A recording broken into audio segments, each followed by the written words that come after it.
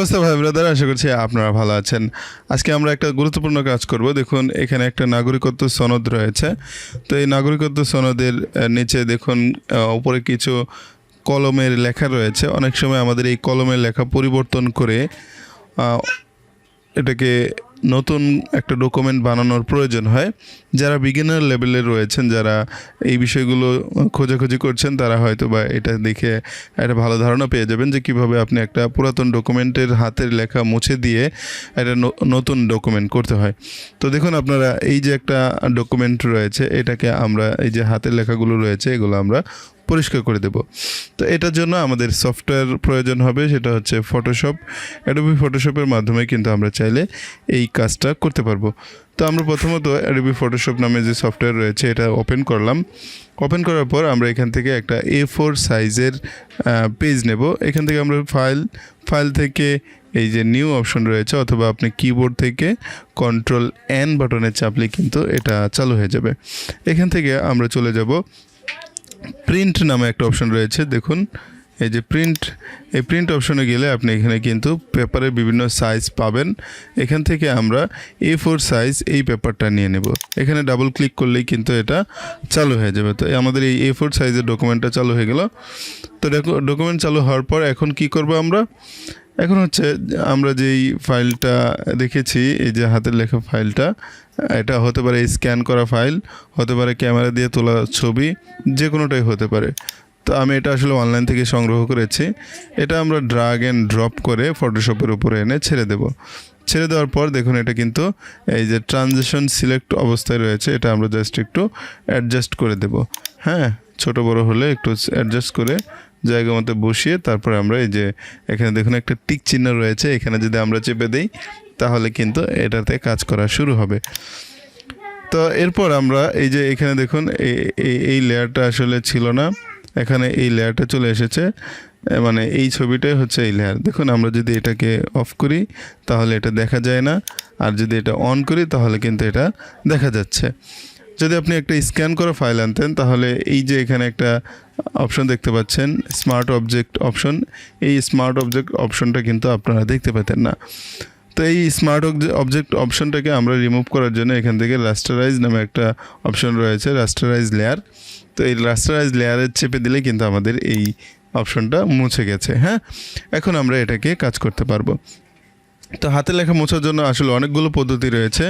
এই অনেকগুলো পদ্ধতির মধ্যে থেকে আমরা একটা পদ্ধতিকে কাজে লাগিয়ে অথবা 2-3টা পদ্ধতি আপনাকে দেখিয়ে দেবো। এখান থেকে আপনি যে কোনোটা অনুসরণ করে কিন্তু এই কাজটা করতে পারবেন। তো এখান থেকে দেখুন আমরা এই যে রেক্টেঙ্গল মার্কিউ টুল নামে একটা টুল রয়েছে, এটা দিয়ে আমরা এই কাজটা করতে পারবো। অথবা আমরা চাইলে কিন্তু এই যে এখানে দেখতে পাচ্ছেন স্পট হিলিং ব্রাশ টুল, এই স্পট হিলিং ব্রাশ টুলের মাধ্যমে কিন্তু আমরা এই কাজটা করতে পারবো। তো যদি আমরা এই টুলটার মাধ্যমে এই কাজটা করতে চাই তাহলে আমাদেরকে এটা সিলেক্ট করতে হবে। সিলেক্ট করার পর আমরা এই ডকুমেন্টটাকে একটু জুম করে নেব, জুম ইন করে নেব। তো আমরা এখানে অল্টার বাটন চেপে মাউসের স্ক্রল করলে কিন্তু আমরা এটাকে বড় করতে পারবো। এখন কথা হচ্ছে দেখুন এই ফাইলটা কিন্তু রেজুলেশন খুবই খারাপ, তারপর আমরা এটার মধ্যে কাজ করে দেখাবো।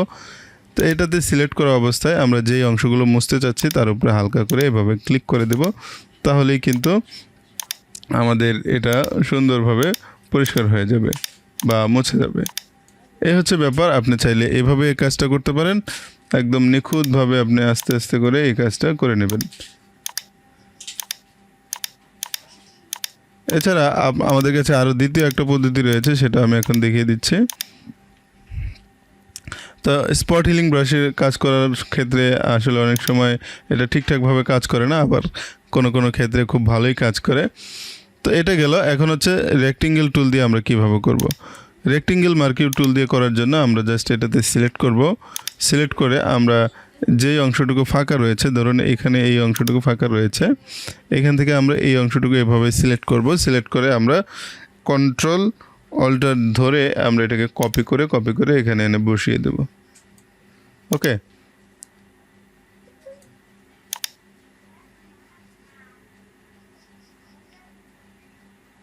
হ্যাঁ, এভাবে বসিয়ে দিলে কিন্তু সুন্দরভাবে আমাদের এই ডকুমেন্টের হাতের লেখাগুলো মোছা হয়ে গেল। তো এভাবে করে আপনি সম্পূর্ণটা করে নেবেন। আমি সম্পূর্ণটা করে তারপরে আপনাদের কাছে ফেরত আসছি।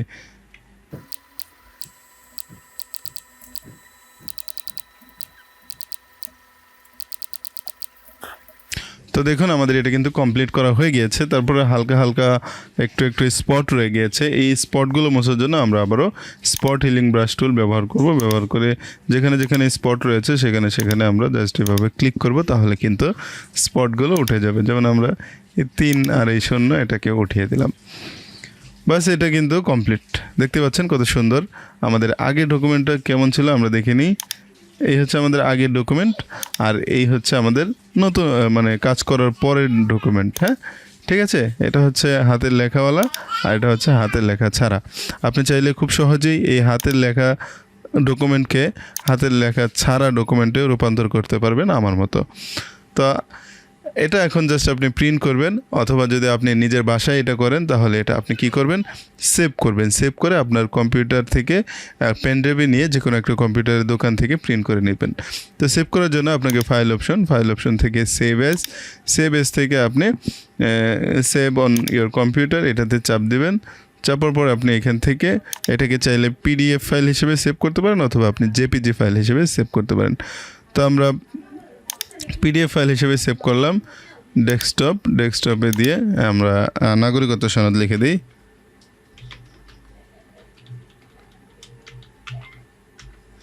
দিয়ে আমরা সেভ অপশনে চেপে দিলাম। ওকে,